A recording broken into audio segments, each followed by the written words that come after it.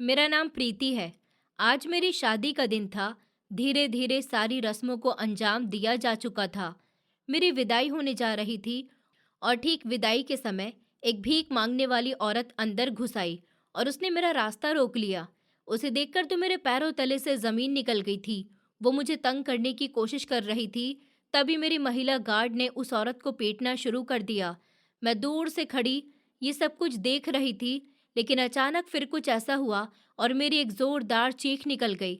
मैंने चिल्लाकर महिला गार्ड्स को रोक दिया और उस भिखारन के पास जाकर उसके गंदे हाथों को चूम लिया। सब लोग हैरानी से ये नज़ारा देख रहे थे कि उस भीख मांगने वाली औरत ने अपने गंदे मैले थैले से एक ऐसी तस्वीर निकाली और सबको दिखाते हुए एक ऐसा सच बताया कि शादी में सन्नाटा छा गया और मेरे होश उड़ गए। क्योंकि वो भीख मांगने वाली औरत दरअसल विदाई का समय हर लड़की के लिए वो नाजुक लम्हा होता है जिसमें वो अपनी सारी हसरतों और अपने परिवार के आशीर्वाद के साथ जा रही होती है।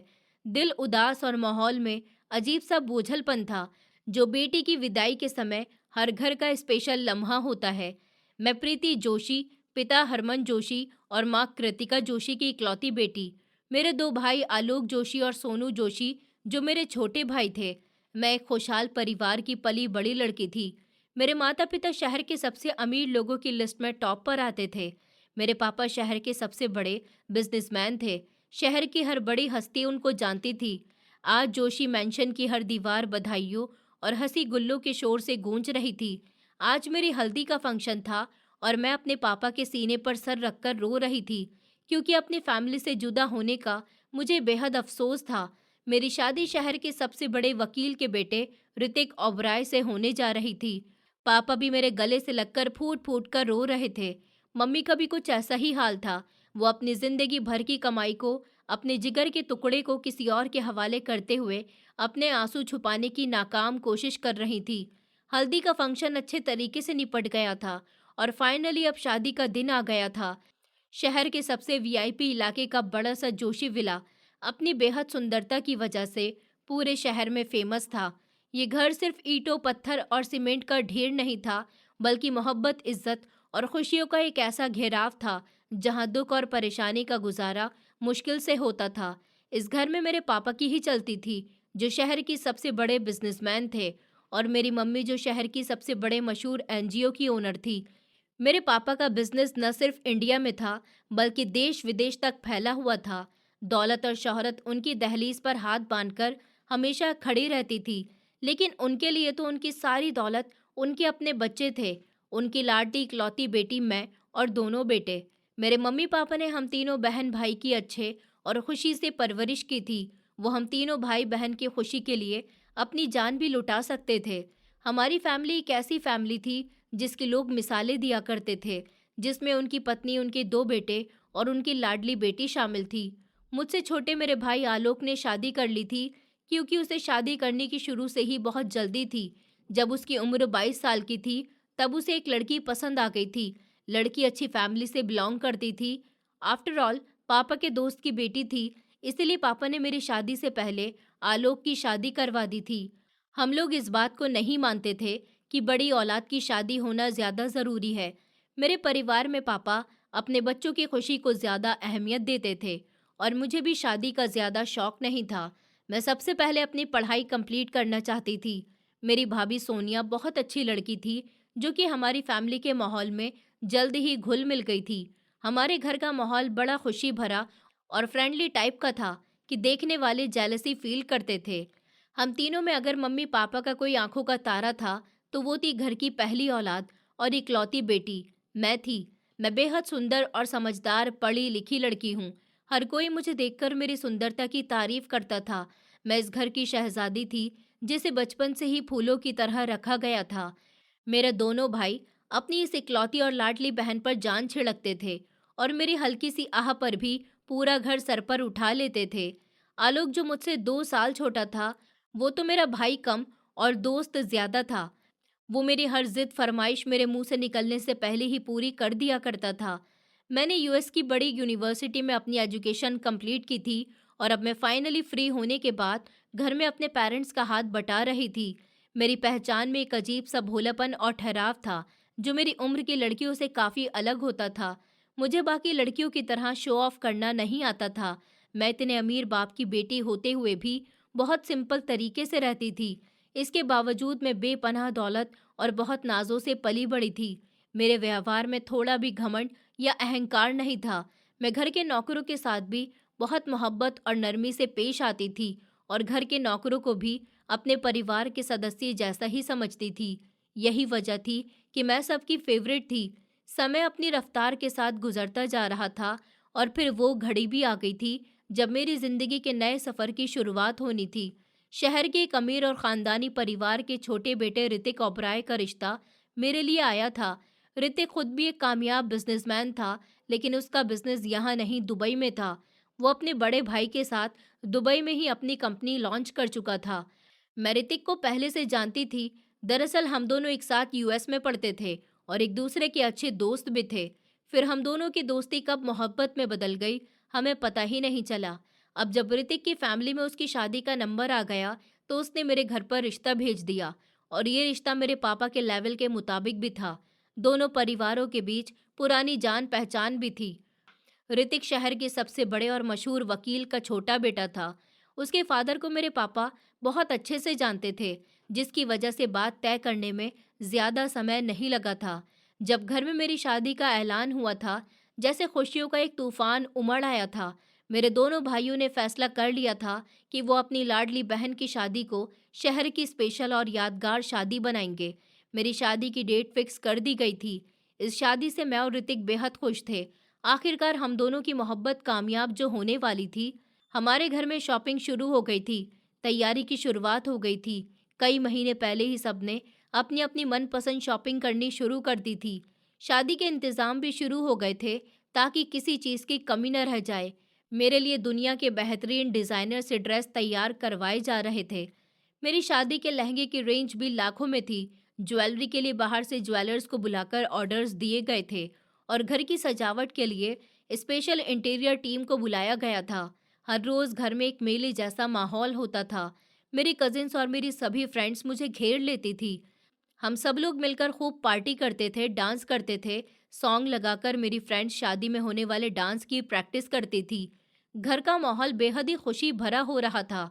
मेरे दोनों भाई भी मेरी शादी की सारी प्रिपरेशन में उन्होंने अपने दिन रात एक किए हुए थे। वो चाहते थे कि उनकी बहन जब विदा होकर जाए तो उनकी शान शौकत देखकर दुनिया दंग रह जाए। फाइनली घर में फंक्शन शुरू हो गए थे। हर फंक्शन में रंग रोशनी और खुशबू का एक सैलाब होता था। मेरे हाथों पर लगी हुई मेहंदी का रंग इतना गहरा था कि देखने वाले कहते थे कि इसका होने वाला पति इससे बेपनाह मोहब्बत करेगा। ये बात बिल्कुल सच थी। ऋतिक सच में मुझे बहुत मोहब्बत करते थे। ये मोहब्बत ही तो थी जो अब शादी के पवित्र बंधन में बंधने जा रही थी। लेकिन मेरा दिल इन दिनों एक अजीब सी कंडीशन का शिकार हो रहा था। मैं जहां ऋतिक से शादी करने के लिए बेताब थी, वहीं खुशी और अनजाने डर के मिले जुले एक्सप्रेशन मेरे चेहरे से साफ जाहिर हो रहे थे। और फिर दिल में इस घर से और अपनी फैमिली से जुदा होने का गम भी था। मैं अपने पेरेंट्स और भाइयों को छोड़कर जाने के ख्याल से भी उदास हो जाती थी। लेकिन ऋतिक के साथ नई जिंदगी के सपने मुझे मुस्कुराने पर मजबूर कर देते थे। मेरी मम्मी भी मुझे बहुत प्यार करती थी। वो तो जैसे मेरे लिए मेरी बेस्ट फ्रेंड थी। वो हमेशा मुझे खुश होकर देखती थी। लेकिन अब जैसे जैसे मेरी शादी के दिन करीब आ रहे थे, मुझे देखते ही उनकी आंखें नम हो जाती थी। वो हर समय मेरी नज़र उतारती रहती थी, मुझे आशीर्वाद देती रहती थी और बस यही कहती थी कि तुम यहाँ से चली जाओगी तो मेरा क्या होगा बेटा? मैं तुम्हारे बिना नहीं रह सकूंगी। तुम्हारे बिना मेरा इस घर में मन नहीं लगेगा। तुम चली जाओगी तो मुझसे बातें कौन करेगा? और फिर मैं शादी के बाद सिर्फ इस घर को ही छोड़कर नहीं, बल्कि इस कंट्री को छोड़कर भी जा रही थी। मैं और ऋतिक शादी के बाद ऋतिक के साथ दुबई में शिफ्ट होने जाने वाली थी। और फिर आखिरकार वो दिन भी आ गया था जिसका सबको बेचैनी से इंतजार था। मेरी शादी का दिन। मेरा छोटा भाई सोनू, वो तो मुझसे बहुत ही लगाव रखता था। वो मुझसे पूरे 8 साल छोटा था। वो मेरे लिए बिल्कुल बहुत छोटे बच्चों की तरह था। बड़ी बहन होने के नाते हमेशा मैंने उसकी हर ख्वाहिश को पूरा किया था। मेरी शादी का दिन आ गया था। इस सुबह सूरज भी शायद मेरा रूप देखने के लिए बेताब था। हमारे घर को गुलाब, चमेली और गेंदे के फूलों से इस तरह सजाया गया था कि पूरा इलाका महक उठा था। घर का कोना कोना, हर दीवार रोशनी में नहाए हुए थे। मेहमानों के आने का सिलसिला दोपहर से ही शुरू हो गया था। शहर की बड़ी बड़ी हस्तियां जैसे डॉक्टर, वकील, नेता, बिजनेस टाइकून और हमारे दूसरी कंट्री से आए हुए रिश्तेदार सब मेरी शादी में शामिल होने के लिए पहुंच रहे थे। मुझे तैयार होने के लिए शहर के सबसे बड़े और महंगे ब्यूटी सलून भेजा गया था। मेरे साथ मेरी फ्रेंड्स और मेरी कजिन्स भी थी। जब मैं दुल्हन बनकर रेडी हुई तो मुझे देखकर सबकी सांसें थम गई थी। सब मेरे साथ फोटो खिंचवाने के लिए दीवानी हुई जा रही थी। गोल्डन कलर के हैवी लहंगे में मैं बेहद ही सुंदर लग रही थी और उस पर हीरो से जड़ा हुआ शर्ट पहनकर मैं किसी प्रिंसेस से कम नहीं लग रही थी। हर कोई मेरी तारीफ किए बिना नहीं रुक रहा था। मेरे चेहरे का ग्लो और आंखों की चमक ने पार्लर की सारी रोशनियों को धीमा कर दिया था। जब मैं घर वापस पहुंची तो मेरी भाभी ने मेरा स्वागत किया था। मम्मी तो मुझे देखकर दौड़ती हुई मेरे गले से लग गई थी और कहने लगी कि मेरी बेटी कितनी प्यारी लग रही है। उनकी आंखों में फिर से आंसू आ गए। वो कहने लगी कि बेटा, आज तुम्हें दुल्हन के रूप में देखकर मुझे जो खुशी हो रही है वो शायद मैं तुम्हें जाहिर नहीं कर सकती, क्योंकि हर माँ के लिए उसकी बेटी उसकी परछाई होती है। तुम भी मेरी परछाई हो मेरी जान। मम्मी के गले लग गई और कहने लगी, मम्मी, मैं बिल्कुल आपकी परछाई हूँ। मेरी मम्मी भी तो किसी प्रिंसेस से कम नहीं है। तभी मेरे पापा भी आ गए और उन्होंने मेरा माथा चूमा और मुझे आशीर्वाद देने लगे। सोनू और आलोक भी आ गए थे। उन दोनों की आंखें भी भीगी हुई थी। सोनू तो मेरे गले लग गया और कहने लगा कि दीदी, आप चली जाओगी, हम आपको बहुत मिस करेंगे। आलोक ने कहा कि प्रीति, तुम दुनिया की सबसे सुंदर दुल्हन लग रही हो। ऊपर वाला तुम्हें बुरी नज़र से बचाए और हमेशा हंसता मुस्कुराता रखे। मुझे दुल्हन के रूप में देखकर मेरे पापा का सीना गर्व से चौड़ा हो गया था, लेकिन दिल के किसी कोने में बेटी की जुदाई का दर्द भी ठेस मारने लगा था। बारात के आने का समय हुआ तो हमारे घर के बाहर गाड़ियों की मीलों लंबी कतार लग गई थी। ऋतिक बहुत ही शानदार अंदाज में बारात लेकर पहुंचा था।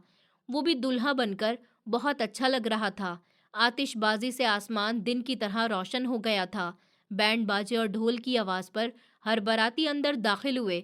ऋतिक के परिवार वाले भी बारात में खूब डांस कर रहे थे। दोनों ही परिवार इस शादी से बेहद खुश थे। ऋतिक नेवी गोल्डन कलर की शेरवानी पहने हुए था। वो किसी राजकुमार से कम नहीं लग रहा था। मेरे भाइयों और पापा ने बारातियों का स्वागत किया। फूलों की पत्तियां बरसाई गईं और मेहमानों को इज्जत के साथ बैठाया गया। मंडप पूरी तरह से सज गया था और वो जज्बाती लम्हा आ गया था जब पूरी तरह से खामोशी छा गई थी। मुझे मंडप में लाया गया और पंडित जी के मंत्र चारों तरफ गूंज रहे थे। ऋतिक और मैं एक दूसरे को शर्म भरी नजरों से चुपके चुपके देख रहे थे। पहले ऋतिक ने मेरी मांग में सिंदूर भरा, फिर अपने नरम हाथों से मुझे मंगलसूत्र पहनाया और फिर उसके बाद हमने 7 फेरे लिए और 7 वचन लिए, एक दूसरे के साथ मरने जीने के वादे किए। पूरी विधि विधान से हम दोनों एक दूसरे के साथ बंधन में बंध गए थे और फिर एक एक करके हमें सबने अपना आशीर्वाद दिया। सब लोग खाना खाने के लिए चले गए थे। हर तरफ मेरे नसीब और मेरे पापा के इंतजाम की तारीफ हो रही थी। समय तेजी से गुजरता गया और रात गहरी होती गई। यहाँ तक कि वो घड़ी आ पहुंची थी जिससे हर माता पिता और भाई डरते हैं, मतलब विदाई का समय। माहौल एकदम से सीरियस हो गया था। हर तरफ खामोशी छा गई थी। शहनाई की आवाज अब उदास लगने लगी थी। मेरे कमरे में मेरी फ्रेंड्स और भाभी मम्मी मुझे आखिरी बार तसल्ली दे रही थी। बाहर हॉल में बाराती बेचैनी से दुल्हन का इंतजार कर रहे थे ताकि वो दुल्हन के साथ बारात वापस ले जा सकें। मेरे दिल में भी अपने परिवार से बिछड़ने का बहुत बड़ा गम था और अब मुझे पता चल रहा था कि क्यों विदाई के समय लड़कियां इतनी उदास हो जाती हैं, क्योंकि वो चाहकर भी अपने परिवार से दूर नहीं जाना चाहती। लेकिन हर बेटी को शादी करने के बाद एक न एक दिन अपने माता पिता और अपने भाई बहन से अलग होना ही होता है। मेरे पापा और मेरे दोनों भाई दरवाजे के पास खड़े होकर मेहमानों को विदा कर रहे थे, लेकिन उनकी नजरें बार बार अंदर की तरफ उठ जाती थीं, जहां से उनकी लाडली बेटी को अब हमेशा हमेशा के लिए किसी और के घर जाना था। ये वो फैमिली थी जिसने मोहब्बत की मिसाल कायम की थी, जहां खून के रिश्तों का संबंध सबसे ऊपर था। किसी के सोच विचार में भी नहीं था कि अगले कुछ लम्हों में इस फंक्शन में कुछ ऐसा होने वाला है जो न सिर्फ इस शादी के माहौल को बदल देगा, बल्कि सालों से छुपे हुए उस राज से भी पर्दा उठा देगा जो अभी तक दबा हुआ था। लेकिन फिलहाल सब कुछ ठीक था। अपने माता पिता और भाइयों के साए में महफूज दुल्हन बनी हुई अपनी नई जिंदगी के सफर की शुरुआत करने के लिए तैयार थी और बाहर खुशियों का शोर अपनी ऊंचाइयों पर था। सब लोग विदाई के लिए मेन गेट की तरफ बढ़ रहे थे। मेरे भाइयों ने मेरे गले लगकर फूट फूट कर रोना शुरू कर दिया और मैं बुरी तरह से तड़प तड़प कर रो रही थी। ऋतिक और उनकी फैमिली वाले एक तरफ खड़े हुए ये नज़ारा उदासी से देख रहे थे। उसके बाद मैं रोती हुई अपने पापा के गले लगी तो मेरा दुख दुगना हो गया था। वहां पर मौजूद हर इंसान की आंख में आंसू आ गया था। अभी मैं गाड़ी तक पहुंची भी नहीं थी कि गेट पर एक अजीब सी हलचल हुई जिसने सबको चौंका दिया था। मैं इधर कहानी को विदाई से लगभग कुछ समय पीछे ले जाना चाहूंगी। अपने भाइयों के साथ गले मिलकर मैं रो रही थी। तब घर के मेन गेट से उठने वाले एक हंगामे ने इस गम भरे माहौल को हिलाकर रख दिया था। ये शोर अचानक पैदा हुआ और देखते ही देखते इतना बढ़ गया कि हॉल में मौजूद हर इंसान का ध्यान उस हंगामे पर चला गया। सबकी भीगी हुई आंखें और झुके हुए सर एकदम से उड़ गए थे और गर्दन गेट की तरफ मुड़ गई। हुआ कुछ ऐसा था कि वहां पर तैनात सिक्योरिटी गार्ड एक औरत के साथ उलझ रहे थे। वो औरत कोई मेहमान नहीं थी और ना ही कोई बिन बुलाई बाराती थी। वो एक बेहद उजड़ी हुई गरीब मेले कुचेले कपड़ों में शामिल भीख मांगने वाली एक औरत थी जिसकी हालत देखकर घिन आ रही थी। उसके कपड़े जगह जगह से फटे हुए थे जिन पर मिट्टी जमी हुई थी। उसके पैरों में टूटी हुई चप्पलें थीं और सर के बाल बिखरे हुए थे जिनमें धूल फंसी हुई थी। वो अपनी पूरी जान लगाकर जोर जोर से चिल्ला रही थी और अंदर दाखिल होने की कोशिश कर रही थी, जबकि वो मजबूत शरीर वाले गार्ड्स उसे बाजुओं से पकड़कर पीछे धकेल रहे थे। गार्ड्स चिल्ला रहे थे, ओए पागल औरत, पीछे हट, तुझे नजर नहीं आ रहा यहाँ शादी हो रही है, चल निकल जा यहाँ से वरना तेरा बहुत बुरा हाल होगा। लेकिन वो भीख मांगने वाली औरत न जाने किस मिट्टी की बनी थी या उसके अंदर कौन सी ऐसी ताकत थी जो उसे वहां से हिलने नहीं दे रही थी। वो औरत गार्ड्स की धमकी पर भी अपनी हरकत से बाज नहीं आई थी और बार बार गेट के अंदर झांकने की कोशिश करती रही और एक ही रट लगाए हुए थी कि मुझे मत रोको, मुझे मत रोको, मुझे अंदर जाने दो, मुझे दुल्हन से मिलना है। भीख मांगने नहीं आई हूँ, मुझे बस एक बार दुल्हन को देखना है, उसके बाद मैं यहाँ से खुद चली जाऊंगी। उस औरत की आवाज़ में एक ऐसा दर्द, एक ऐसी तड़प और एक ऐसी चीख थी जो शादी के बैंड बाजे और मेहमानों की चर्चा को चीरती हुई सीधी लोगों के दिलों तक पहुंच रही थी। मेहमान जो हैवी डिजाइनर कपड़ों में शामिल थे और अपने एटीट्यूड के साथ खड़े हुए थे, उस भिकारन औरत को देखकर हक्का बक्का रह गए थे। इतने अमीर परिवार की इस शादी में ऐसे इंसान का वजूद ही एक सवालिया निशान था। लोगों ने नाराजगी भरे अंदाज में अपनी नाक चढ़ाई और कुछ औरतों ने अपनी कीमती ड्रेस समेट लिए। जैसे ही उस औरत की नज़र पड़ने से वो मेले हो जाएंगे। चर्चाओं का एक तूफान उमड़ आया था। कोई कह रहा था कि आजकल के भिखारियों को भी शर्म नहीं आती, ठीक मौका देखकर पहुंच जाते हैं ताकि लोग इज्जत बचाने के लिए इन्हें पैसे दे दें। तो कोई सिक्योरिटी टीम के इंतजाम पर सवाल उठा रहा था कि इतने वीआईपी इवेंट में ये औरत अंदर कैसे घुस आई। मैं जो अभी तक अपने परिवार से गले मिलकर रो रही थी, मेरी आंखें आंसुओं से धुंधलाई हुई थी। इस शोर को सुनकर चौंक गई। मैंने अपने आंसू साफ किए और घूंघट के पीछे से झांक कर देखा। मुझे समझ ही नहीं आ रही थी कि ये कौन है और क्यों मेरा नाम ले रही है। एक अनजान भीख मांगने वाली औरत मुझसे मिलने की आखिर जिद क्यों कर रही है। मेरे दिल में एक अजीब सा डर पैदा हो गया था, एक ऐसा ख्याल जिसने मेरे दिल की धड़कनों को तेज कर दिया था। मेरा पति ऋतिक और उसके पेरेंट्स भी हैरानी से गाड़ी से बाहर आ गए कि आखिर ये देखें कि माजरा क्या है। मेरे दोनों भाई आलोक और सोनू ये सब देखकर गुस्से में हो गए थे। उनका पारा हाई हो गया था कि इस समय उनकी बहन की विदाई का जज्बाती माहौल खराब करने की आखिर किसने जुर्रत की है। आलोक ने गुस्से से गार्ड्स को आवाज दी, तुम लोग क्या तमाशा कर रहे हो? महिला गार्ड्स कहाँ हैं? उठाकर फेंक दो इस औरत को बाहर, हमारे मेहमानों के सामने बेइज्जती हो रही है। उसकी आवाज में हुक्म भरा हुआ था, मगर वो भिकारन उसकी धमकी से बिल्कुल भी नहीं डरी, बल्कि उसने एक अजीब सी फुर्ती दिखानी शुरू कर दी। जैसे ही महिला गार्ड का ध्यान आलोक की आवाज की तरफ बटा, उसने एक झटके से अपना बाजू छुड़ाया और लंगड़ाती हुई गिरती पड़ती अंदर की तरफ भागी। वो सीधी उसी जगह की तरफ लपकी जहां मैं अपने भाइयों के घेरे में खड़ी हुई थी। उसकी इस हरकत पर सारी महफिल दंग रह गई थी। किसी को भी विश्वास नहीं आ रहा था कि एक भीख मांगने वाली औरत इतनी हिम्मत कैसे कर सकती है। वो हांफती हुई, सांस फूली हुई हालत में तेजी से फासला तय कर रही थी। उसकी नजरें सिर्फ और सिर्फ मेरे चेहरे पर टिकी हुई थी। उन नज़रों में भूख नहीं थी, लालच नहीं था, बल्कि ममता जैसी तड़प और सालों का इंतज़ार था। जैसे ही वो मेरे करीब पहुंची, तो मेरे दोनों भाइयों ने मेरे सामने दीवार बनकर उसका रास्ता रोक लिया। मैं ये सब देखकर बुरी तरह से डर गई थी। आलोक, जो सबसे ज़्यादा जज़्बाती था, वो गुस्से से पागल हो गया। वो आगे बढ़ा और उस औरत का रास्ता रोक लिया और कहने लगा, "कहाँ घुसी आ रही हो? शर्म नहीं आती तुम्हें? तुम्हारी हिम्मत कैसी हुई अंदर आने की? पीछे हटो, वरना हमारे गार्ड्स तुम्हारा वो हाल करेंगे कि तुम संभल भी नहीं पाओगी।" भिकारन इस धमकी से भी डरी नहीं थी और महिला गार्ड ने उसे जोर से पीछे की तरफ धक्का दिया। उसके कमजोर शरीर में इतनी जान नहीं थी कि वो गार्ड का मुकाबला कर सकती, मगर उसने हाथ जोड़ दिए। उसके गंदे और खुरदुरे हाथ आलोक के सामने जुड़े हुए थे।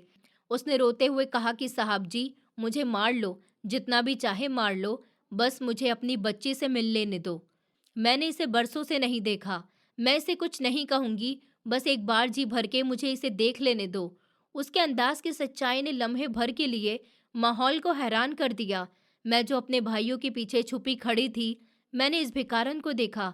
उसके चेहरे पर गंदगी जमी हुई थी, आंखों में तैरते हुए आंसू और कांपते हुए होठ देखकर एक लम्हे के लिए मेरे दिल में एक अजीब सी लहर उठी थी। ये रहम था या खून की पुकार, मैं खुद भी नहीं जानती थी। जब गार्ड ने दोबारा उसे धक्का देने के लिए हाथ उठाया, तो मुझसे रहा नहीं गया और मैंने फौरन आगे बढ़कर गार्ड का बाजू पकड़ लिया और तड़प कर बोली कि छोड़ो इन्हें, रुक जाइए आप लोग, इनके साथ ऐसा मत कीजिए। देखिए ये कितनी बूढ़ी और कमज़ोर हैं, शायद उनकी कोई बहुत मजबूरी है, इन्हें आने दीजिए। मेरी आवाज़ में ऐसा दर्द था कि मुझे देखकर सब लोग दंग रह गए थे। मेरे भाई अपनी लाडली बहन की बात कभी नहीं टाल सकते थे, इसलिए उन्होंने गार्ड्स को रोक दिया। फिर आज तो मेरी विदाई का दिन था। आलोक नफरत से पीछे की तरफ हट गया था। रास्ता मिलते ही भिकारन ऐसे आगे बढ़ी जैसे उसे नई जिंदगी मिल गई हो। वो कांपते हुए कदमों से बिल्कुल मेरे करीब पहुंची थी। अब हम दोनों के बीच सिर्फ एक कदम का फासला था। उस भिकारन के शरीर से पसीने और गंदगी की तेज बदबू आ रही थी, जो मेरे कीमती परफ्यूम की खुशबू पर भी भारी थी। मेहमानों ने नाक पर हाथ रख लिए थे, मगर उस औरत को दुनिया की कोई खबर ही नहीं थी। वो टकटकी बांधकर सिर्फ मेरे चांद जैसे चेहरे को देख रही थी। उसकी आंखों से आंसुओं की लड़ियां बह रही थी, जो उसके गंदे मेले गालों पर लकीरें बना रही थी। ये देखकर मैं घबरा गई।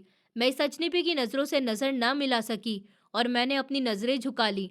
तभी एक ऐसा हादसा हुआ जिसने सबके होश उड़ा दिए। उस भिखारन ने कांपते हुए मेरे आगे हाथ बढ़ाया और मेरी मेहंदी से सजे नाजुक और सुंदर हाथों को थाम लिया। ये नज़ारा किसी कयामत से कम नहीं था। एक सड़कों पर भीख मांगने वाली औरत का शहर के इतने बड़े बिजनेसमैन की बेटी का हाथ पकड़ना किसी जुर्म से कम नहीं था। मैं बुरी तरह से सहम गई। उसके छूने से भी मुझे डर महसूस हुआ और एक अजीब सा अपनापन भी। मैं अपना हाथ छुड़ाना तो चाहती थी, मगर भिखारन की गिरफ्त में एक अजीब एहसास था। इससे पहले कि मैं पीछे हटती, इस भिखारन ने झुककर मेरे हाथों को चूम लिया। उसके आंसू मेरी मेहंदी पर गिरकर खुश्क होने लगे और फिर उसने एक ऐसी बात कही जिसने वहां मौजूद हर इंसान के पैरों तले से जमीन निकाल दी। उसने रोते हुए हिचकियों के साथ कहा कि प्रीति, प्रीति तुम मेरी हो, प्रीति तुम मेरी बेटी हो, तुम मेरी लाडली बेटी हो। ये शब्द मेरी बेटी किसी आइटम बम की तरह वहां गिरा था, जिससे हर तरफ सन्नाटा छा गया। ऐसा गहरा सन्नाटा कि सुई गिरने की आवाज भी सुनाई दे। मेरा दिमाग तो जैसे ये सब सुनकर खामोश हो गया था। मेरे कानों में ये शब्द बार बार गूंज रहे थे और मैं सोच रही थी कि क्या ये औरत पागल है या फिर किसी गहरे सदमे का शिकार है। क्या मेरे साथ कोई मजाक किया जा रहा है? सभी लोग पत्थर बने वहां खड़े थे। ऋतिक के चेहरे का भी रंग उड़ चुका था। पापा के चेहरे पर गुस्सा था, तो मम्मी के चेहरे पर हवाइयां उड़ने लगी थी। लेकिन हैरानी भरा लम्हा सिर्फ कुछ ही देर का था। अगले ही लम्हे जैसे तूफान आ गया था। मेरे भाइयों का खून जोश मार गया था। उनकी गैरत को ऐसा ललकारा गया था कि वो बर्दाश्त नहीं कर सके। आलोक और सोनू ने चीते की तरह गार्ड्स को इस औरत पर झपटने के लिए कहा था। महिला गार्ड्स ने इस औरत को दबोच लिया और पूरी ताकत से झंझोड़ा और कहा कि ऐ घटिया औरत, तेरी जुबान कैसे चली? तेरी हिम्मत कैसी हुई इस तरह की बात करने की? ये प्रीति मैडम है, जोशी साहब की बेटी और उनकी बड़ी औलाद। तू जानती नहीं कि ये लोग कौन है? ये बहुत ही अमीर लोग हैं और ये प्रीति मैडम इनकी बेटी हैं। तेरी औकात कैसे हुई इन्हें हाथ लगाने की? हम तुझे छोड़ेंगे नहीं। गार्ड्स के धक्का देने पर वो औरत दूर जाकर गिरी थी। फिर वो उठने की कोशिश करते हुए बोली कि नहीं, मैं सच कह रही हूँ, ये मेरी बेटी है, ये मेरा खून है। ये सुनते ही आलोक को और भी गुस्सा आ गया था और उसने महिला गार्ड से कहा कि देख क्या रही हो, इस औरत को पीट पीट कर इसकी हालत खराब कर दो ताकि ये कुछ भी बोलने के काबिल न रहे। महिला गार्ड ने एक जोरदार लात भिकारन के सीने पर मारी। भिकारन मुंह के बल जमीन पर गिर गई और तड़पने लगी। 2-3 महिला गार्ड और आ गईं। सबने मिलकर उसे घेर लिया और लात घूंसों की बारिश शुरू कर दी और कहा कि हम तुझे मार डालेंगे, तू आज जिंदा नहीं बचेगी, तूने इन लोगों की इज्जत पर हाथ डाला है। मेहमान डरकर पीछे हट गए थे। शादी का घर अब जंग का मैदान जैसा लगने लगा था। ऋतिक के परिवार वाले गुस्से और बेइज्जती के एहसास के साथ ये तमाशा देख रहे थे। मैं भी ये सब कुछ देखकर बुरी तरह से डर गई थी। मेरा शरीर कांप रहा था। मैं चीखना चाहती थी मगर मेरी आवाज़ गले में ही अटक गई थी। जमीन पर पड़ी वो औरत मार खाते हुए भी रहम की भीख नहीं मांग रही थी, बल्कि उसकी नज़रें अभी भी मुझे तलाश कर रही थी। वो बार बार हाथ उठाकर मुझे पुकारने की कोशिश करती रही, मगर हर बार कोई ठोकर उसे खामोश करवा देती। सिक्योरिटी गार्ड्स भी दौड़ते हुए आ गए थे, मगर वो मालिकों के गुस्से के सामने बेबस थे। तभी मेरी मम्मी, जो कब से खामोश खड़ी ये सब कुछ देख रही थी, अचानक से हरकत में आई। उनके चेहरे पर एक ऐसा डर था जो सिर्फ वही समझ सकती थी, जैसे उनका कोई भयानक अतीत उनके सामने खड़ा हो। वो तेजी से आगे बढ़ी और गरजदार आवाज में कहा कि बस करो, छोड़ दो उसे। मेरे दोनों भाई और पापा ये सब देखकर दंग रह गए थे और अपनी मालकिन की आवाज पर महिला गार्ड्स रुक गई थी। मेरी मम्मी ने उस औरत की तरफ नहीं देखा, शायद वो नजरें मिलाने की हिम्मत नहीं रखती थी। उन्होंने सिक्योरिटी इंचार्ज की तरफ देखा और कड़क शब्दों में हुक्म दिया, इस पागल और दिमागी मरीज को फौरन यहाँ से ले जाओ और इसे घसीटकर बाहर फेंक दो और पुलिस के हवाले करो। इसने हमारी खुशी के मौके को बर्बाद कर दिया। ले जाओ इसे मेरी नजरों के सामने से। महिला गार्ड ने उस औरत को बाजू से पकड़कर उठाया और उसे घसीटते हुए ले जाने लगी, जैसे किसी मरे हुए जानवर को ले जाते हैं। भिकारन का शरीर जख्मों से चूर था, उसके मुंह से खून बह रहा था, उसकी साड़ी कई जगह से फट चुकी थी, लेकिन जब उसे मेरी मम्मी के करीब से गुजारा जा रहा था तो उसके अंदर की बची कुची ताकत पैदा हो गई। उसने रिक्वेस्ट की और अपना सर उठाकर मेरी मम्मी की आंखों में आंखें डाल दी। इस लम्हे उसकी आंखों में भीख नहीं थी, बल्कि एक ऐसा सवाल था जिसने मेरी मम्मी की आत्मा को कांपने पर मजबूर कर दिया। भिकारन ने चिल्लाकर कहा कि मालकिन, तुम भूल गई क्या? मालकिन, तुमने मेरे साथ ठीक नहीं किया। क्या ये यही वादा है जो तुमने कुछ सालों पहले मुझसे किया था? जब तुमने मेरी बेटी को लिया था तो कहा था कि तुम मुझे इसे वापस कर दोगी, लेकिन आज तुम मुझे इसे देखने भी नहीं दे रही हो। प्लीज मुझे इसे जी भरकर देख लेने दो। उसकी आवाज इतनी तेज और साफ थी कि हॉल के आखिरी कोने तक सुनाई दे रही थी। ये शब्द सुनते ही बारात में सन्नाटा छा गया। लोग अपनी जगह पर टिक गए। ये शब्द बड़बड़ाहट के नहीं थे, इनमें एक सच छुपा हुआ था, एक ऐसा सच जो चीखे मार मार कर अपनी गवाही दे रहा था। सबकी नजरें सवाल का निशाना बनकर मेरी मम्मी के चेहरे पर पड़ गई थी। लोग हैरान थे कि इस भिकारन का मेरे परिवार से क्या संबंध है और ये किस वादे और धोखे की बात कर रही है, कि अमानत और किस लेन देन की बात कर रही है। क्या सच में मेरी मम्मी इस औरत को जानती है? अब लोगों के बीच चर्चा तेज आवाज में होने लगी थी। ऋतिक के माता पिता ने आगे बढ़कर मम्मी से पूछना चाहा था। माहौल में तनाव बहुत गहरा हो चुका था। गार्ड्स इस भिकारन को घसीटते हुए दरवाजे तक ले गई थी। वो भिकारन अभी भी मेरी बेटी, मेरी प्रीति पुकार रही थी।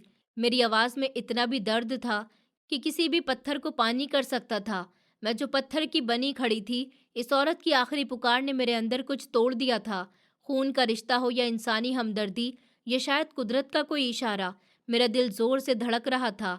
इससे पहले गार्ड्स इस औरत को बाहर सड़क पर फेंकते, मैंने पूरी हिम्मत से ऐसी चीख निकली जिसने सबको हिलाकर रख दिया, और फिर मैं अपना हैवी लहंगा संभालते हुए पागलों की तरह भागती हुई गार्ड्स की तरफ बढ़ी। मैंने चीख कर कहा कि छोड़ दो इन्हें। मैंने कहा छोड़ दो इन्हें, खबरदार जो इन्हें अब किसी ने हाथ भी लगाया। मेरा ये रूप और मेरे तेवर और ये फैसले भरा अंदाज देखकर सब लोग दंग रह गए थे।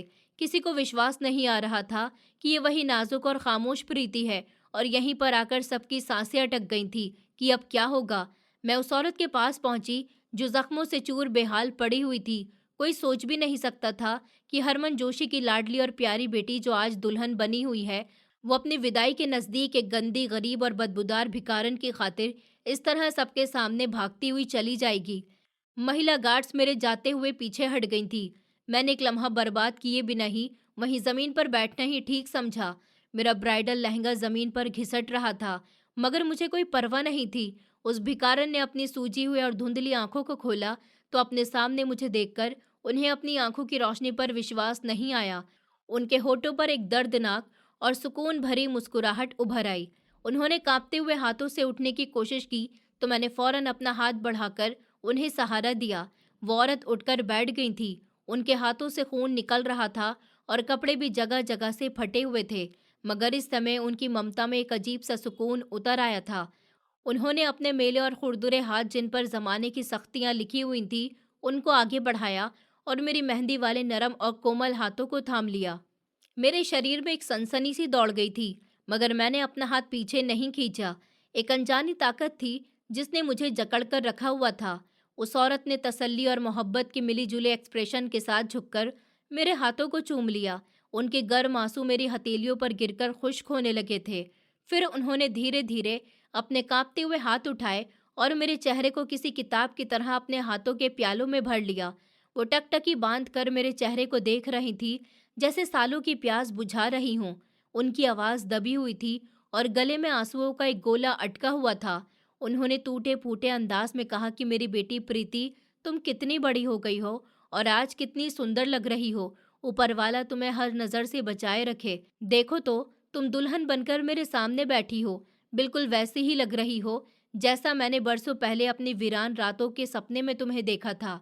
उनके अंदाज में ऐसी ममता और ऐसा प्यार था कि सुनने वालों के दिल पिघल रहे थे। वो हिचकियों के साथ बोलती चली जा रही थी, जैसे अब उन्हें चुप रहने का कोई डर न हो। उन्होंने कहा, प्रीति मेरी बेटी, आज मुझसे रहा नहीं गया। 24 साल का ये बोझ मेरे सीने पर इतना भारी हो गया कि अब मैं सब्र नहीं कर सकी। वैसे तो मैंने कसम खाई थी कि मैं कभी तुम्हारी जिंदगी के साए में भी नजर नहीं आऊंगी, कभी तुम्हारी खुशियों को नजर नहीं लगाऊंगी।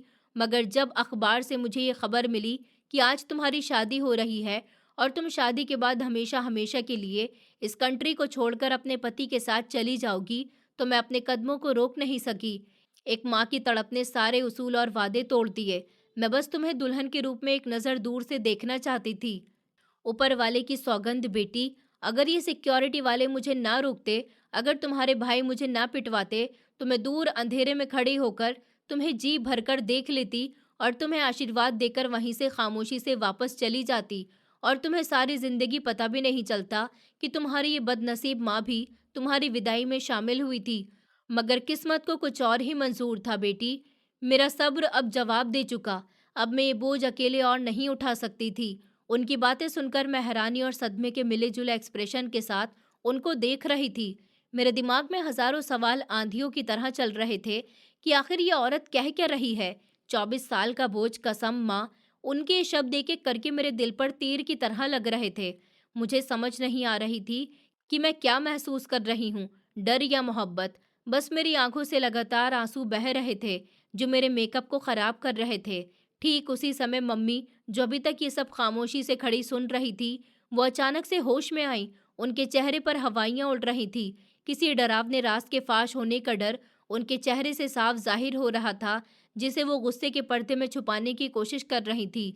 मम्मी पागलों की तरह गुस्से में भड़कती हुई आगे की तरफ बढ़ी तो उनके पीछे पीछे पापा भी आने लगे थे।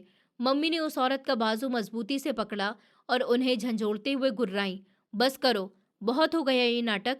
यहाँ तमाशा मत बनाओ। जो एक शब्द भी तुमने अगर और बोला तो चली जाओ यहाँ से, इससे पहले कि मैं पुलिस को बुला लूँ और तुम्हें ऐसी जगह बंद करवाऊँ कि तुम अपनी मौत की दुआएं मांगो। मम्मी की आवाज़ में घबराहट साफ महसूस की जा सकती थी। इधर पापा ने भी बिल्कुल इसी तरह इस भिखारन को डांट लगाकर धमकी दी। मम्मी ने झुककर अपने बाजू से पकड़कर उठाया और मुझे अपने सीने में इस तरह से जोर से भींच लिया जैसे कोई मुझे उनसे छीन कर ले जा रहा हो। उनका पूरा शरीर डर से कांप रहा था। वो पूरी तरह से घबराई हुई थी और बार बार मेरे सर और चेहरे पर हाथ फेर रही थी और रोते हुए कांपती हुई आवाज में कह रही थी कि मेरी बेटी प्रीति, तुम ठीक हो ना? बेटा, तुम इस पागल औरत के पास मत जाओ, ये बहुत ही खतरनाक है। मम्मी का ये अंदाज मेरी रखवाली से ज्यादा मुझ पर छिनने के डर के जैसा था। वो डर रही थी कि कहीं मैं उनके हाथों से निकल ना जाऊं। मैं अपनी मम्मी के सीने से लगी हुई थी, लेकिन उनकी नजर अभी भी जमीन पर बैठी इस भिकारन औरत पर जमी हुई थी, जिसकी आंखों में सच्चाई की चमक थी। माहौल में तनाव और भी ऊंचा हो चुका था। सारे मेहमान, बाराती और मेरी ससुराल के रिश्तेदार हक्का बक्का खड़े थे। खुशी के इस फंक्शन में गम भरा माहौल बन चुका था। सबके दिमागों में अलग अलग ख्याल जन्म ले रहे थे। मेरे ससुर जी और ऋतिक, जो शहर की सबसे बड़ी शख्सियत थे और मेरे पापा के पुराने दोस्त भी थे, उनसे ये सब बर्दाश्त नहीं हुआ। वो सीरियस होकर भीड़ से निकलकर आगे आए और मेरे पापा के कंधे पर हाथ रखकर भारी शब्दों में पूछा कि हरमन, ये सब क्या हो रहा है? आखिर ये क्या मामला है? ये औरत क्या कह रही है? मेरी बहू की विदाई के समय ये औरत कौन है और ये ऐसा क्यों कह रही है? फिर उसने मम्मी की तरफ देखा और कहने लगा, भाभी जी, आप इतना क्यों घबराई हुई हो? हमें भी तो कुछ बताइए। अब हम आपके समधी हैं। ये तमाशा हमारी इज्जत पर भी निशाना है। ऋतिक के पिता का सवाल सुनकर मेरे पापा तो कंफ्यूज थे, लेकिन मेरी मम्मी के माथे पर पसीने के कतरे दिखाई देने लगे थे। वो बुरी तरह से बौखला गई थी। उन्होंने लड़खड़ाती हुई जुबान में बात करने की नाकाम कोशिश की। पापा ने कहा कि नहीं नहीं दिलीप जी, ऐसी कोई खास बात नहीं है, आप परेशान न हो। ये औरत दरअसल पागल है। ये एक दिमागी पेशेंट है। इसे बस आदत है अमीर लोगों के फंक्शन में आकर ऐसे ही नाटक करने की। ये कौन है, हम इसे नहीं जानते, बस इधर उधर इसे भीख मांगते हुए ही देखा है। आप लोग प्लीज गाड़ियों में बैठिए। ये सब बकवास कर रही है, मैं इसे अभी निकलवाता हूँ। पापा की ये बात सुनकर कि ये भिकारन, जो अभी तक सर झुकाकर बैठी हुई थी और अपनी इंसल्ट बर्दाश्त कर रही थी, अचानक जख्मी शेरनी की तरह दहाड़ी। मैं पागल नहीं हूँ हरमन जी। उसकी आवाज में इतनी ताकत और गरज थी कि मेरे पापा बुरी तरह से डर गए और एकदम पीछे हट गए। उस भिकारन ने अपनी धुंधली आंखों से मम्मी की तरफ घूर कर देखा और भीड़ की तरफ रुक करके चिल्लाकर बोली कि मैं पागल नहीं हूँ कृतिका जी, आप बताओ मैं पागल नहीं हूँ। फिर उन्होंने लोगों की तरफ देखकर कहा, आप लोग भी ध्यान से सुनिए, मैं पागल नहीं हूँ और ना ही मैं कोई भिकारन हूँ जो तुम्हारे पैसों के लिए यहाँ आई है। मैं एक बदनसीब और मजबूर माँ हूँ। उन्होंने कांपते हुए हाथ से मेरी तरफ इशारा किया। मैं जो अभी भी मम्मी की गिरफ्त में थी, उस औरत ने एक ऐसा सच बताया जिसे वहां मौजूद हर इंसान के पैरों तले से जमीन निकाल दी थी। उन्होंने कहा कि ये प्रीति, जिसे तुम लोग कृतिका जोशी और हरमन जोशी की बेटी समझते हो, ये मेरा खून है। ये मेरी बेटी है। इसे मैंने जन्म दिया है। मैंने आज से 24 साल पहले अपने हाथों से प्रीति को कृतिका जी के हवाले किया था, जब ये सिर्फ 2 महीने की थी। इस औरत की ये बात सुनकर बारात में मौत जैसा सन्नाटा छा गया। सांसों की डोरियां टूटती हुई महसूस हुई। ये सब सुनकर तो मेरे भाइयों के सर चकरा गए थे। ऋतिक भी हैरानी से बुत बना खड़ा था और मम्मी की गिरफ्त मेरी तरफ से ढीली पड़ गई थी। भिकारन ने अपनी बात जारी रखते हुए कहा, आज तुम सब मेरी हालत देखकर मुझे धुतकार रहे हो, मगर मैं हमेशा से ऐसी नहीं थी। मेरे पास भी एक छोटी सी दुनिया थी। एक कहानी है मेरी बर्बादी की और इस बच्ची की जिंदगी की, जो आज मुझे सुनानी ही पड़ेगी। उन्होंने एक गहरी सांस ली और आंसू साफ करते हुए अपनी कहानी सुनाने के लिए अपने होठ खोले, ताकि दुनिया को बता सके कि वो इस हाल तक कैसे पहुंची और मैं इस महल तक कैसे पहुंची। वो भिकारन, जिनका नाम जानकी था, उनकी आंखों में पुराने समय की एक पूरी फिल्म चल रही थी। उन्होंने एक गहरा और ठंडा सांस भरा, जिसमें सालों की थकन मिलती है, और फिर लोगों की तरफ देखकर अपनी कांपती हुई आवाज में उस रात से पर्दा उठाना शुरू किया जिसने 24 साल से उनकी कमर झुकाकर रखी थी। उन्होंने कहा, आज आप सब लोग मुझे जिस हाल में देख रहे हैं, ये मेरी असली हकीकत नहीं थी। आज से 24 साल पहले मैं भी तुम सब की तरह इज्जतदार इंसान थी। मेरा नाम जानकी देवी है और मैं इसी शहर के एक छोटे से इलाके में अपने पति के साथ एक खुशहाल जिंदगी गुजार रही थी। मेरा पति फैक्ट्री में मेहनत मजदूरी करता था, जिससे हमारा गुजारा होता था। हमारे पास दौलत तो ज्यादा नहीं थी, मगर सुकून की दौलत बेपना थी। मैं और मेरे पति अपनी छोटी सी कच्ची आबादी के मकान में बहुत खुश थे। हमारी खुशियों को 4 चांद तो तब लगे थे जब ऊपर वाले ने हमें शादी के 3 साल बाद संतान दी। जब ये बच्ची प्रीति पैदा हुई तो मेरे घर में जैसे खुशियों का समा था। मेरे पति ने घर में बेटी के आने पर पूरे मोहल्ले में मिठाई बांटी थी। मैंने सपना देखा था कि मैं अपनी बेटी को पढ़ा लिखाकर डॉक्टर बनाऊंगी, मगर तकदीर का लिखा अटल होता है। जब मेरी बेटी 10 दिन की थी, जब भीषण गर्मी की वजह से मेरे पति का बीपी हाई हो गया और दिमाग की नस फटने की वजह से उसकी फैक्ट्री में ही मौत हो गई। जब तक उन्हें फैक्ट्री के लोग अस्पताल लेकर पहुंचे, तब तक उनकी मौत हो चुकी थी। पति के मरने के बाद मेरे लिए अपनी बेटी की परवरिश करना काफी मुश्किल हो रहा था। कुछ दिन तक तो रिश्तेदारों ने साथ दिया और कुछ दिन घर में जुड़े हुए पैसों से गुजारा चलता रहा, लेकिन जब सारे रास्ते बंद हो गए तो मेरे लिए मेरी बेटी को पालना बहुत मुश्किल हो रहा था और फिर मैं खुद भी भूखी प्यासी रहती थी। इतना कहकर जानकी देवी की आवाज़ भर गई थी और आंखों से टपटप आंसू गिरने लगे। मैं भी उनकी कहानी सुनकर हिचकियों से रो रही थी। जानकी देवी ने मेरे आंसू पोंछते हुए बात जारी रखी और कहा, मेरे पति की मौत के बाद मुझ पर बहुत बड़ी कयामत टूटी थी। मैं अकेली रह गई थी और मेरी गोद में 10 दिन की बच्ची थी जो भूख से बिलखती थी। मुझे समझ नहीं आता था मैं क्या करूं। कुछ दिन तो गुजारा करने में आसानी हुई थी, लेकिन जब सारे रास्ते बंद हो गए तो मैंने सोचा कि मैं लोगों के घरों में काम करूंगी, मगर काम कैसे करूं? अगर मैं काम पर गई तो इस मासूम को कौन संभालेगा? पति जा चुका था। घर का किराया ना देने पर मकान मालिक ने मुझे घर से निकाल दिया था। मैं सड़क पर आ गई थी। मेरी बेटी भूख से बेहाल होकर जब रोती थी तो मेरा कलेजा फट जाता था। कई रातें हमने फुटपाथ पर गुजारी थी। मैं पानी में चीनी घोलकर अपनी बेटी को पिला दिया करती थी, मगर वो उसके लिए काफ़ी नहीं था। फिर वो रात आई जब प्रीति की तबीयत बहुत बिगड़ गई। उसे बहुत तेज़ बुखार था और वे बेहोशी की हालत में थी। मैं उसे सरकारी अस्पताल ले गई तो डॉक्टरों ने कह दिया था कि इसे किसी प्राइवेट अस्पताल ले जाओ। अगर इसको ठीक से समय पर इलाज नहीं मिला तो ये बच्ची सुबह का सूरज नहीं देख पाएगी। ये सुनकर मैं पागल हो गई। मैं अपनी बेटी को मरते हुए नहीं देख सकती थी। मैं भागी, मैंने हर दरवाज़ा खटखटाया, मगर किसी ने मेरी मदद नहीं की। तब मुझे अपने मोहल्ले की एक औरत लता बहन का ख्याल आया, जो खुद गरीब थी, एक बहुत बड़े बंगले में नौकरी किया करती थी। वो अक्सर मोहल्ले की औरतों से अपनी मालकिन की तारीफ करती थी कि उसकी मालकिन बहुत अमीर है और गरीब लोगों की भी बहुत सहायता करती है। ऊपर वाले का दिया उनके पास सब कुछ है सिवाय औलाद के। मैं लता बहन के पास गई और उससे कहा कि बहन मेरी मदद करो, मुझे अपनी मालकिन के पास लेकर चलो। तुमने बताया था ना कि तुम्हारी मालकिन गरीब लोगों की सहायता करती है। इस समय मैं बहुत मजबूर हूँ और बहुत बड़ी परेशानी से जूझ रही हूँ। कृपया करके मुझे अपनी मालकिन के पास लेकर चलो। मैं उसे अपनी समस्या बताना चाहती हूँ। मुझे उम्मीद है कि वो औरत मेरी मदद ज़रूर करेगी। लता बहन ने कहा कि हाँ हाँ, मेरी मालकिन बहुत अच्छी औरत है, वो तुम्हारी मदद करेगी। लता बहन ने मुझे अपनी मालकिन कृतिका जोशी का पता दे दिया था और फिर मैं इस जोशी मैंशन में अपनी बीमार बेटी को लेकर आ गई। कृतिका जी को मैंने अपनी पूरी समस्या बताई और कहा कि मैं सारी जिंदगी आपकी आभारी रहूंगी। कृपया करके आप मेरी बेटी का इलाज करवा दीजिए। डॉक्टर कहते हैं कि इसका इलाज शहर के बड़े डॉक्टर से होगा, लेकिन बड़े डॉक्टर की फीस देने और दवाइयों के खर्चे के लिए मेरे पास पैसे नहीं हैं। अगर मेरी बेटी का इलाज जल्द ही नहीं हुआ तो उसकी जान चली जाएगी। मैं आपके सामने हाथ जोड़ती हूँ और अपनी बेटी की जिंदगी की भीख मांगती हूँ। आप ही हैं जो मेरी मदद कर सकती हैं। कृतिका जी, जो एक समाज सेविका होने के साथ साथ एक बिजनेस वुमेन भी थी, इनको और इनके पूरे परिवार को पूरा शहर जानता था।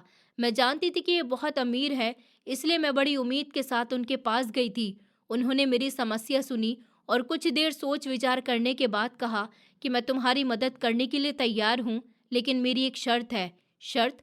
कैसी शर्त? मुझे लगा कि शायद उनकी शर्त यही होगी कि वो मदद के बदले में मुझे अपने घर की नौकरानी बनाएंगी या फिर कोई ऐसा काम देंगी जो शायद कोई ना कर रहा हो। क्योंकि उनकी शर्त मैं इसी तरह पूरी कर सकती थी, बाकी उनके आगे मेरी कोई हैसियत नहीं थी। मगर उन्होंने अपनी जो शर्त मुझे बताई, उसे सुनकर तो मेरे होश उड़ गए थे। उन्होंने मुझसे कहा कि देखो, जैसा कि तुम जानती हो कि मेरे पास सब कुछ है, मगर मेरे पास औलाद नहीं है। तुम्हारे पास कुछ नहीं है, मगर तुम्हारे पास औलाद है। मेरी शादी को 5 साल हो गए।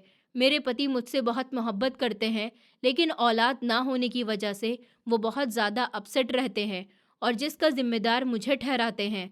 मैं चाहती हूँ कि तुम अपनी बेटी मुझे दे दो। मेरे पति 1 साल के लिए दुबई जा रहे हैं। वो वहाँ पर अपना बिजनेस सेट करना चाहते हैं, इसलिए उन्हें काफ़ी समय लगेगा। 1 साल या फिर उससे ज़्यादा भी लग सकता है। अगर तुम मुझे अपनी बेटी दे दो तो मैं अपने पति से कह दूंगी कि हमारी बेटी हुई है। इस तरह मेरे पति की नज़रों में मेरी इज्जत बढ़ जाएगी और उनको औलाद भी मिल जाएगी, और फिर तुम्हारी बेटी का इलाज होने के साथ साथ उसे इस घर में अच्छी परवरिश भी मिलेगी। हम उसे बहुत प्यार देंगे। मैंने कहा, लेकिन मालकिन, मेरे पास मेरी बेटी के अलावा कोई भी नहीं है। मैं किसके सहारे जिंदा रहूंगी? मालकिन ने कहा, अगर तुम्हारी बेटी इलाज ना मिलने की वजह से जिंदा ना रही, तब तुम क्या करोगी? उनकी बात सुनकर मैं सोच विचार में पड़ गई थी। मैंने अपनी बेटी को देखा, जो आंखें बंद करके बेहाल हालत में मेरी गोद में थी। मैंने सोचा, अगर मुझे इसकी ज़िंदगी बचानी है तो मुझे मालकिन की बात माननी ही होगी। अगर मैंने ऐसा नहीं किया तो मेरी बेटी की जान चली जाएगी और मैं अपनी बेटी की जान बचाने के लिए कुछ भी कर गुजरने के लिए तैयार थी। इसलिए मैंने मालकिन की खाली झोली में अपनी बेटी को डाल दिया और उनसे कहा कि मालकिन, मेरी बेटी मैं हमेशा के लिए आपको सौंप रही हूँ, लेकिन मुझे मेरी बेटी से दूर मत करना। कृतिका जी ने कहा कि ये तुम कैसी बातें कर रही हो? तुम पागल नहीं हो गई हो? जब मैं तुम्हारी बेटी को अपनी बेटी बनाकर उसकी परवरिश करूंगी, तो फिर तुम्हें उसके करीब कैसे आने दे सकती हूँ? तुम अपनी बेटी मेरे हवाले तभी करोगी जब तुम मुझसे वादा करोगी कि तुम कभी यहाँ वापस पलटकर नहीं आओगी और ना ही कभी इस बारे में किसी को बताओगी कि ये बच्ची तुम्हारी बेटी है। अगर तुम ये वादा निभाने के लिए तैयार हो, तभी मैं तुम्हारी बेटी का इलाज करवाऊंगी, वरना तुम अपनी बेटी को यहाँ से लेकर जा सकती हो। मैं मालकिन के पैरों में गिर गई और कहने लगी कि नहीं नहीं मालकिन, ऐसा मत करो, मेरी प्रीति का इलाज करवाओ, मैं इसकी जान जाते हुए नहीं देख सकती। मैं अपनी बेटी को आपके हवाले कर रही हूँ, मैं कभी यहाँ वापस भी नहीं आऊँगी, लेकिन सिर्फ आपसे एक ख्वाहिश है। मैं और मेरे पति हमारी बेटी के लिए बहुत सारे सपने देखा करते थे। हमने सोचा था कि हम दोनों इसका कन्यादान करेंगे। ये दुल्हन बनकर कितनी प्यारी लगेगी, जवान होकर कितनी अच्छी बनेगी। बस मेरी आपसे यही रिक्वेस्ट है कि जब मेरी बेटी जवान हो और उसकी शादी का समय आए, तो मैं अपने हाथों से उसका कन्यादान करूं। मालकिन ने कहा कि नहीं नहीं, ऐसा नहीं हो सकता। मैं उनके पैरों में गिर गई और गिड़गिड़ाने लगी, मालकिन, मुझसे मेरी बेटी का ये हक तो न छीनो। मालकिन ने उस समय तो मुझे टालने के लिए कह दिया कि अच्छा ठीक है, अभी तो ये बच्ची है ही, कितने दिन की, अभी तो कई साल हैं, ठीक है। मैं तुमसे वादा करती हूँ कि जब इसकी शादी होगी तो इसका कन्यादान तुम ही करोगी। उस समय तो आपने मुझसे वादा कर लिया था, लेकिन अब आपने ये वादा कैसे तोड़ दिया? आपको क्या लगा कि मैं कभी वापस नहीं आऊँगी? मगर ऐसा नहीं हो सकता। मैंने अपनी बेटी को आपको सौंपा, लेकिन मैं हर दिन इसे याद करती थी। हर दिन इसके जवान होने का, इसकी शादी का इंतज़ार कर रही थी कि कब वो दिन आएगा और मैं अपनी बेटी का कन्यादान अपने हाथों से करूँगी। आज आपने वो वादा तोड़ दिया मालकिन। मैं कभी भी अपनी बेटी को आपके हवाले नहीं करती, लेकिन मैं क्या करती, मैं मजबूर माँ थी। अपनी बेटी की ज़िंदगी की खातिर मैंने अपनी ममता का सौदा कर लिया। मैंने आखिरी बार अपनी बेटी का माथा चूमा और हमेशा के लिए इस शहर से उसकी ज़िंदगी से निकल गई। मैं दर-दर की ठोकरें खाती रही। बेटी के जाने के गम और पति की मौत के दुःख से मेरा दिमागी संतुलन बिगड़ गया। मैं भिखारन बन गई, लेकिन मैंने अपना वादा निभाया। 24 साल तक मैं तड़पती रही, मगर कभी इस दरवाजे पर नहीं आई। आज जब मैंने लोगों को बातें करते सुना, अखबार में आया कि शहर के मशहूर बिजनेसमैन हरमन जोशी और कृतिका जोशी की बेटी प्रीति जोशी की शादी है और वो शादी के बाद अपने पति ऋतिक ओबराय के साथ दुबई में शिफ्ट होने वाली है और आज उसकी शादी है, वो दुल्हन बन रही है, तो मुझसे रहा नहीं गया। मैंने सोचा कि मालकिन मुझे मेरी बेटी का कन्यादान तो नहीं करने देंगी, मगर मैं अपनी बेटी को दूर से देख तो सकूंगी कि आखिर वो दुल्हन बनकर कैसी लगती है और मेरी बेटी कैसी है। वो शादी के बाद बहुत दूर चली जाएगी, तो शायद कभी मैं उसे देख न सकूंगी। मेरे पास अपनी बेटी को देखने का ये आखिरी मौका था, इसीलिए मैंने सोचा कि मैं दूर खड़े होकर सिर्फ एक झलक देख लूंगी। मैं कोई तमाशा नहीं बनाना चाहती थी, लेकिन खून की कशिश मुझे यहाँ खींच लाई और फिर जब मुझे रोका गया तो मेरा सब्र खत्म हो गया। उस औरत की कहानी खत्म हुई तो पूरा माहौल गम भरा हो गया था। हर आंख में आंसू था। मैं भी दहाड़े मार मार कर रो रही थी। मम्मी जो अभी तक खामोश थी, अचानक आगे बढ़ी और जानकी जी के दोनों हाथ पकड़कर चूम लिए। उन्होंने कहा, जानकी, मैंने तुम्हारे साथ कोई धोखा नहीं किया। मैं भी तुम्हें काफी समय से ढूंढ रही थी। तुम्हें नहीं पता कि तुमने अपनी बेटी मुझे सौंप कर मुझ पर कितना बड़ा उपकार किया। मेरा पति जो मुझे बांझ कहता था और बच्चे न होने की वजह से उसने दूसरी शादी करने का फैसला कर लिया था, तुमने अपनी बेटी मेरे हवाले कर दी और जब वो दुबई से वापस आए तो मैंने उनको बताया कि हमारी बेटी हुई है। तब वो बहुत खुश हुए थे। उन्हें लगा कि यह हमारी ही बेटी है, मगर ये राज सिर्फ मैं जानती थी कि मैंने किसी की गोद उजाड़कर अपनी गोद भरी है, मगर ऐसा करना मेरे लिए मजबूरी थी। मैंने तुम्हारी बेटी का सारी जिंदगी बहुत ख्याल रखा और देखो कि शायद इसी का नतीजा था कि जब प्रीति 2 साल की हुई तो ऊपर वाले ने मुझे बेटा दिया, आलोक। मैं बहुत खुश हुई थी। मुझे अपने बेटे के जन्म से पहले लगता था कि मैं सच में बांझ हूँ। ये दर्द मेरे दिल में था, लेकिन बेटे के जन्म के बाद मेरी खुशी दुगनी हो गई थी। फिर 3 साल बाद ऊपर वाले ने मुझे एक और बेटा दिया, सोनू। ये सब कुछ तुम्हारी वजह से हुआ। मैं तुम्हें ढूंढना चाहती थी, तुम्हारा शुक्रिया अदा करना चाहती थी, लेकिन फिर तुम मुझे कहीं नहीं मिली। मुझे कहीं ना कहीं डर भी लगता था कि अगर तुम्हारी मुलाकात हो गई तो कहीं तुम प्रीति को ले जाने की जिद न करो। इसलिए मैंने तुमसे दूर रहना ही बेहतर समझा और आज प्रीति की शादी पर भी मुझे तुमसे किया गया वादा अच्छी तरह से याद था। लेकिन मैं एक बेटी की माँ होने का हक नहीं छीन सकती थी और अपने पति के सामने सारी सच्चाई लाकर खुद को शर्मिंदा महसूस नहीं करना चाहती थी। मगर देखो, आज सारी सच्चाई मेरे पति ही नहीं बल्कि पूरी दुनिया के सामने आ गई। मेरी शादी में शहर की बड़ी बड़ी हस्तियों के साथ साथ न्यूज़ रिपोर्टर्स भी आए हुए थे, जिन्होंने अपने कैमरे में आज के हुए इस पूरे हादसे को रिकॉर्ड कर लिया। पापा की आंखों में भी आंसू आ गए थे। पापा को एहसास हो रहा था कि ऊपर वाले के यहाँ देर है मगर अंधेर नहीं। वो मेरी मम्मी को बांझ कहकर बहुत परेशान किया करते थे। इसलिए मजबूरी में उन्होंने जानकी जी की मदद करने के साथ साथ उनकी बेटी को अपने पास रख लिया। मगर ऊपर वाले की कृपा से उनके यहाँ उनकी अपनी औलाद भी हुई। मम्मी मेरे गले लगकर रोने लगी थी और उन्होंने लोगों की तरफ देखकर कहा कि मैंने हमेशा प्रीति का बहुत ख्याल रखा, उसकी परवरिश में कोई कमी नहीं होने दी। मैंने इसे भले ही जन्म नहीं दिया, लेकिन इसे सगी बेटी से बढ़कर चाहा है, बल्कि मेरा पूरा परिवार इससे बहुत मोहब्बत करता है। इसके एक आंसू की कीमत मैंने अपनी जान से चुकाई है। लेकिन मैं आज शर्मिंदा हूँ, मैं डर गई थी। मैं एक मतलबी माँ बन गई थी। मुझे डर था कि अगर मेरे पति को इस बारे में पता चल गया तो वो मुझे छोड़ देंगे और किसी और से शादी कर लेंगे। अपना घर बसाने के चक्कर में मैंने जानकी की गोद उजाड़ दी। जानकी ने आज यहाँ जो कुछ भी कहा वो सब कुछ सच था। मुझे माफ कर दो जानकी। आज हम लोगों ने तुम्हारे साथ बहुत बुरा सुलूक किया है। मम्मी बिलख बिलख कर रो रही थी जब पापा आगे बढ़े और उन्होंने मम्मी को तसल्ली देते हुए कहा कि कृतिका, मुझे माफ कर दो। मुझे नहीं पता था कि औलाद के प्यार में मैं इतना अंधा हो जाऊंगा कि तुम्हें इतना मजबूर कर दूंगा कि तुम किसी की गोद को उजाड़ने पर मजबूर हो जाओगी।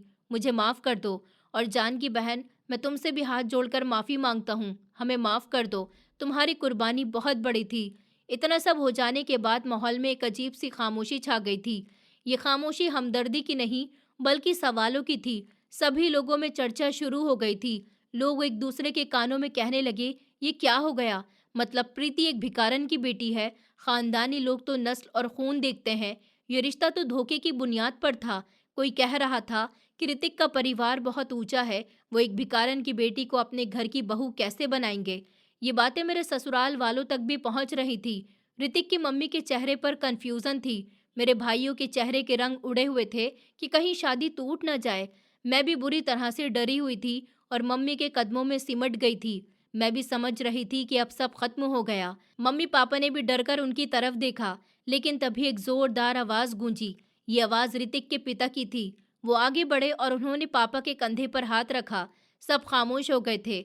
मेरे ससुर ने मेरी तरफ नजर डाली और फिर मेरी मम्मी पापा पर, और फिर तेज आवाज में कहने लगे, आप लोगों को परेशान होने की जरूरत नहीं है।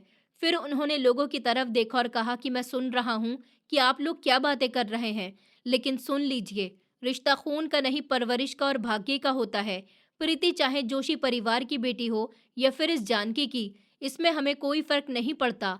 मेरा बेटा और प्रीति एक दूसरे को पसंद करते हैं, एक दूसरे से मोहब्बत करते हैं, यही काफ़ी है। प्रीति एक संस्कारी और सुलझी हुई लड़की है। जोशी परिवार में उसकी बहुत अच्छी परवरिश हुई है। वो मेरे बेटे को खुश रखेगी और दोनों एक दूसरे के साथ मोहब्बत से रहेंगे, तो हमारी खुशी हमारे बच्चों में ही है। हमें समाज की बातों से कोई मतलब नहीं है। उन्होंने आगे बढ़कर मेरे सर पर हाथ रखकर मुझे आशीर्वाद दिया और कहा, आज से प्रीति सिर्फ आप लोगों की बेटी नहीं बल्कि ये मेरी भी बेटी है। ये हमारे घर की इज्जत है, मेरे बेटे की पत्नी है। इसके पुराने समय में जो भी हुआ, लेकिन उसका भविष्य मेरे बेटे के साथ जुड़ा हुआ है। मुझे गर्व है कि मैं ऐसी बहू को घर ले जा रहा हूँ जिसको जान की जैसी हिम्मत वाली औरत ने जन्म दिया और उसकी परवरिश जोशी परिवार में हुई, जहाँ संस्कारों को मान्यता दी जाती है और उनके परिवार की मोहब्बत की मिसाल तो लोग देते ही हैं। ऋतिक के पिता की इस बात में वहां पर मौजूद लोगों के मुंह बंद कर दिए थे। ऋतिक ने आगे बढ़कर जानकी जी से आशीर्वाद लिया और कहा कि आंटी, आपको गर्व होना चाहिए कि आपकी कुर्बानी बर्बाद नहीं गई। मैं वादा करता हूँ मैं प्रीति को वही इज्जत दूंगा जो एक राजकुमारी को मिलती है, और अब आप हम दोनों का कन्यादान करेंगी। ये सुनकर मेरे जज्बात का बांध टूट गया था। मैं रोते हुए उठी और अपनी सगी माँ के गले लग गई थी। माँ बेटी का ये मिलन इतना दर्दनाक और मोहब्बत भरा था कि वहां पर मौजूद हर इंसान रो पड़ा था। मेरी माँ ने मेरा माथा चूमा और कहा कि मेरी बेटी, आज मेरी तपस्या पूरी हो गई। मैंने कहा, नहीं माँ, अब आप कहीं नहीं जाएंगी, आप हमारे साथ रहेंगी या फिर इसी घर में रहेंगी। मैं अब आपको दोबारा खोने की हिम्मत नहीं रखती। मम्मी भी आगे बढ़ी और उन्होंने माँ से कहा कि जानकी, प्रीति ठीक कह रही है। अब तुम हमारे साथ हमारे घर में रहोगी, हमारे परिवार की सदस्य बनकर। और इस तरह मेरी माँ जिसने मुझे जन्म दिया था, वो आज भी जोशी विला में रहती है। मैं भले ही उन लोगों से दूर हूँ, लेकिन मेरी सबसे बात भी होती है और अपने दोनों माँओं का आशीर्वाद भी मिलता रहता है। लेकिन विदाई से पहले मुझे जन्म देने वाली माँ ने भी मेरा कन्यादान किया और अपना सपना पूरा किया था। दोस्तों, उम्मीद करती हूँ आपको हमारी कहानी पसंद आई होगी। कहानी पसंद आई है तो वीडियो को लाइक करें, चैनल पर नए हैं तो चैनल को सब्सक्राइब करें और हाँ, नोटिफिकेशन बेल को ज़रूर दबाएं ताकि अगली अपडेट सबसे पहले आपको मिले।